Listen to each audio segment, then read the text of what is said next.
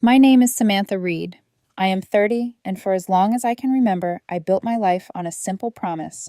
Love is a shared ledger. We open accounts together. We make lists together. We keep receipts. That was the kind of solidity Matthew White, 32, charming in the way that made you forget the small betrayals, sold me when he slid the engagement ring onto my finger. Solid, organized, inevitable. We had a wedding date penciled into 3 calendars and a spreadsheet with every vendor deposit highlighted in soft pastels. It felt like progress. It felt like a future. People always ask how you noticed the first fracture. They expect a shout, a slammed door, a cinematic reveal. For me, it started with numbers. Small, clinical, indifferent things that turned intimate overnight. We had opened a dedicated wedding account, $15,000. I deposited my part. He promised to add his after a bonus, which he said was imminent. I trusted the waiting because I trusted him. The account balance became a background hum in my life, the financial hum of a plan that would become an afternoon in a white dress and a photograph that would hang in the living room. One night on the bus ride home from work, I logged in because something felt off, not loud, just a tremor. The balance stared back at me. $234. My thumb stalled on the screen. The number lodged like a splinter. My first thought was arithmetic, mistake, bank error. My second thought was denial. Maybe Matthew had moved the funds temporarily for the vendor payments. Maybe he moved them for points, for cash back. I had heard those rationalizations before. Points are free money. I'm handling it. You worry too much. I pulled up the vendor list. The catering deposit appeared, $8,000, charged to Matthew's personal card. The venue? Same. Photographer? Her deposit, his card. The contracts were in his name. The receipts were dated the same week as his last business trips. The transactions marched across the screen with the casual cruelty of an invoice. My hands started to shake. Not dramatic shaking, an internal, shameful kind, like the body knows before the brain does. I scrolled through his Instagram because people do stupid things when they need evidence. 2 weeks earlier, photographs from wine country, a boutique spa, a 5-star resort, tags from people I didn't recognize, dates aligned with withdrawals. A month before, a Miami trip, work posts, followed by selfies in new clothes. The charges matched the images with cold precision. I walked into our living room and found him on the couch, half buried in an article, latte cooling on the coffee table. He looked up and smiled, the way people smile when everything is still a performance. "Do you have the card statement?" I asked, because I wanted him to be the obvious liar, so easy to name. He didn't look up. "Samantha, not now. I'm reading." "We have a wedding account," I said. "Why are the deposits on your card?" He flicked his eyes at me the way someone surveys a minor inconvenience. "Just easier to track," he said, like it explained anything at all. "I get points. Don't worry. You're using our money for your card. That's why we planned it like this. I'm handling it. You're being paranoid." Paranoid. A word that comes with an accusation and an apology in one breath. I felt my face heat, an animal responding to a cornered space. "Show me the statement." "Excuse me?" He looked up now, annoyed in that particular way men get when they are forced into terrain they weren't planning to map. "If you don't trust me..." "It's not about trust," I said, and heard how thin that sounded. "It's about transparency. If you put wedding expenses on your personal card, show me the charges." He closed his laptop with deliberate care, a gesture that said he was done with the conversation. "Samantha, if you can't trust me about money, then maybe we have bigger problems." That line, "bigger problems," was a pivot he'd always used. Whenever I pushed, he reframed. Whenever I asked, he defined me as the problem. It was how he protected himself. Turn accusation into moral indictment, then walk away unscathed. "What are you implying?" I demanded.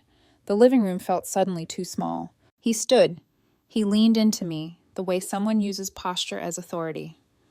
"I built you up," he said. "You were boring when I met you. No goals, no sparkle.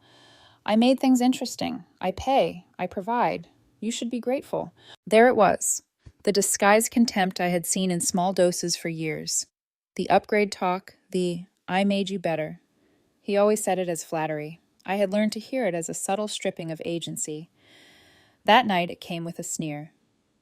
"You know what, Samantha?" he said softly. "You're replaceable. Never forget that." The words didn't land with thunder. They slipped into the room, precise as a scalpel. Replaceable. I tasted the syllables like metal. For a sudden second, I wanted to laugh in a strangled, hysterical way that would have made the moment comic, absurd. Instead, I sat very still and watched my life compress into a single-line item. He gathered his keys like a man who had rehearsed exits. "I'm staying at Natasha's tonight," he announced. "When you're ready to apologize for questioning me, call. Remember, replaceable." The door slammed in a way that should have echoed. It didn't. The sound swallowed into the apartment like a swallowed threat. I sat on the couch with my phone blinking. I told myself I'd misread everything. Maybe points, maybe temporary transfers, maybe a mistake. I logged into the wedding account again. $234. The screen offered no romance, no explanation, only arithmetic in black and white. The next hours were silent and precise. I mapped the transactions against his tagged photos. The pattern wasn't random. It was indulgence with receipts. My hands typed messages to vendors. Polite, procedural, because scandal is usually performed in public, but reconciliation is conducted in bureaucracy. I called the catering coordinator, like someone requesting a delivery. I asked for dates, for contract names, for the simple mercy of fact. There was a cold clarity that came with taking inventory. Betrayal, I realized, is not one big thing. It's 1,000 small choices that add up until the ledger reads bankruptcy. He had said I was replaceable. I felt something harden beneath the anger. A small, dangerous thing that tasted like resolve. Replaceable, he had said. The word was a dare. I would accept it. I would show him what replacement really looked like. I didn't sleep that night. I just sat at the dining table surrounded by our wedding binders, invoices, and contracts, each one whispering a different version of the same lie. By dawn, I'd gone from numb to meticulous. I made coffee and opened a spreadsheet. Not for the wedding this time, but for the post-mortem. Every vendor, every charge, every withdrawal from the account that was supposed to build our future. Each line told a story. The wine country getaway had drained $2,400. The Miami Business Conference, another $3,000. A pre-wedding spa package that somehow cost nearly $2,200. The dates matched perfectly. The most painful part wasn't the missing money. It was realizing that the person I thought I knew was capable of that level of deception and could still look at me like I was the one losing control. When Matthew came back the next evening, I didn't greet him. I just pointed at the laptop. "Sit," he sighed. "Samantha, are we really doing this? I want you to explain every single transaction from this account. You've been snooping through my finances now?" "Our finances," I corrected. "That account is for our wedding." "Which, by the way," he said, throwing his jacket on the counter, "you've turned into a full-time obsession. Maybe if you relaxed a little, you'd trust me to handle things." "I trusted you," I said. "That's how you got away with this." He stopped moving. "Got away with what?" "The trips, the spas, the clothes. You used our wedding savings, Matthew." He gave a small laugh. "Oh my God, you're so dramatic. I moved the money because it's easier to pay vendors on my card. I get points. You'll thank me when we're flying first class to our honeymoon." I leaned forward. "You're lying. The vendors told me their deposits came from you, not the joint account. And I checked your statements. You didn't pay for catering or photography. You paid for yourself." His expression changed. Not guilt, not fear, just annoyance. "You went through my card statements?" "You stole from me." "Don't twist this, Samantha." He folded his arms. "I'm the one paying for this wedding. You only think it's your money because your name's on the account." I stared at him. Half that account came from my salary. Every hour I worked, every overtime shift, every weekend I gave up. You took that. "You should be grateful," he said coldly. "I've been carrying you since we met. Who helped you when you were stuck in that dead-end marketing job? Who paid your rent those first months? Who made you believe you could be something?" My throat tightened. I remembered those first years, how he'd offered to help with my bills, then slowly turned that help into leverage. It wasn't generosity, it was investment with interest. "You talk like I owe you for existing," I said. He stepped closer. "Don't act like you're some victim. You have no idea how much I've done for you." I stared up at him, the man I once thought I'd marry, and all I could think was how small I'd allowed myself to become. Finally, I took off the ring. "You're right, Matthew. I don't have any idea who you are, but I do know this." I placed the ring on the table, the metal clinking like punctuation. "You said I was replaceable. Let's test that." He blinked. What's that supposed to mean? I'm ending this. The engagement, the plans, all of it. He laughed again, but the sound cracked halfway through. You're not serious. I am. And since you decided to spend the wedding money on yourself, consider that my contribution to your self-care. He opened his mouth to argue, but I spoke first. I've already contacted every vendor. I'm removing myself from all contracts. You're free to replace me. Let's see how far your points get you. He stared at me for a long moment, part disbelief, part rage. You'll regret this, he said finally. No one else would put up with your attitude. Then I guess I'll enjoy my own company. He left without another word. The slam of the door echoed like applause. I stood there for a long time, staring at the quiet apartment that still smelled like his cologne and arrogance. Then I exhaled for what felt like the first time in years. The next morning, I started what I called the audit of a broken promise. I canceled our joint utilities, separated the lease, and moved my direct deposits to a new account. I called the florist, the DJ, and the photographer, every person we'd planned to celebrate our love with, and told them politely that the bride was stepping down. Some were confused, some were sympathetic. The venue coordinator was the only one who laughed softly and said, I guess we'll wait to see if he finds a new bride to fill your spot. He told me I was replaceable, I replied. Let's find out. When I hung up, a strange calm settled over me. For months, I'd lived in fear of losing him. Fear of what people would say, fear of starting over, fear of admitting that I'd been fooled. But now, as I watched the digital contracts fall away one by one, I realized something incredible. Losing him wasn't a tragedy. It was an upgrade. He'd spent our wedding money trying to prove he was above me. I'd spend my silence proving he never was. And as I stood there with my coffee cooling in my hand, I whispered to the empty room, You'll understand gratitude when you lose everything you took for granted. A week passed. The silence was heavier than I expected, not the kind that suffocates, but the kind that clears. It was like living in a house after a storm. Everything broken was suddenly visible. Matthew hadn't called, not once, but mutual friends had, all whispering the same thing in different tones. Samantha, are you sure you want to do this? He's devastated, you know. Maybe it was a misunderstanding.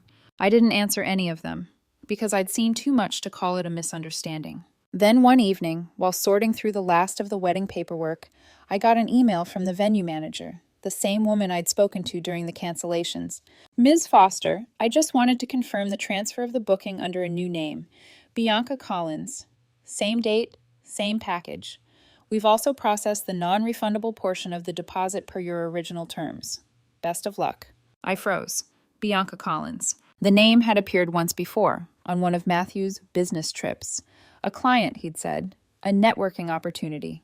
My chest tightened, not with heartbreak, but with a bitter, knowing kind of fury. He hadn't wasted time replacing me. He'd simply swapped the bride. The date, the venue, the deposit.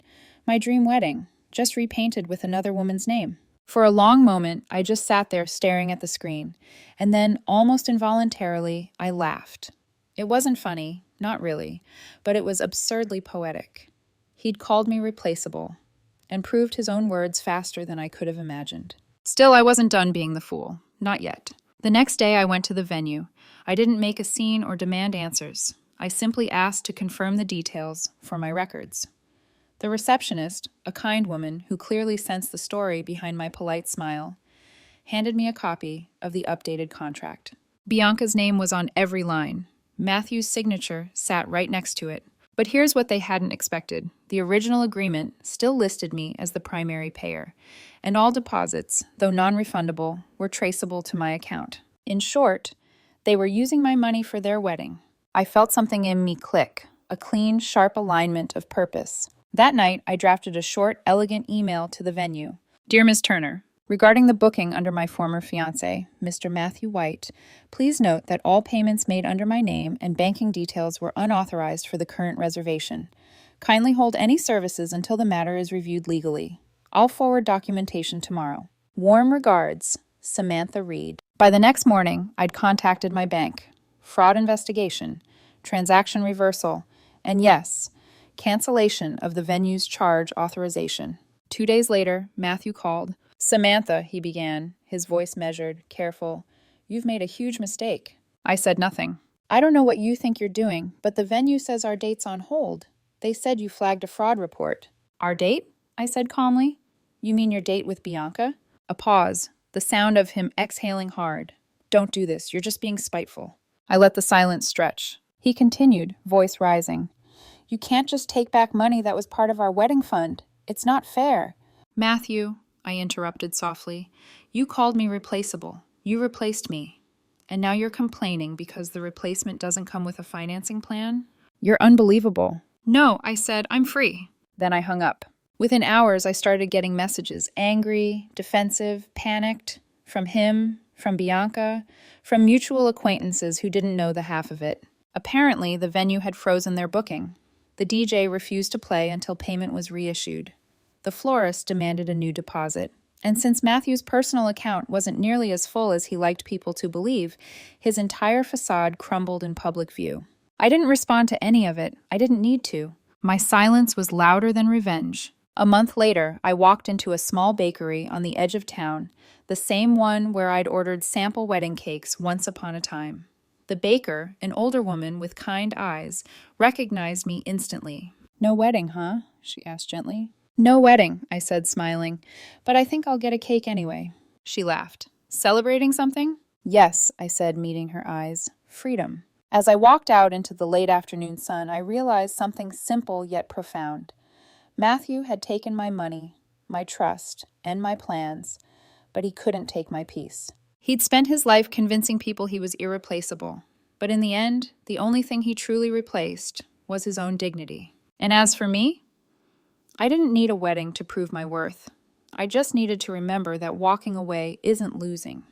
It's finally winning where it matters most.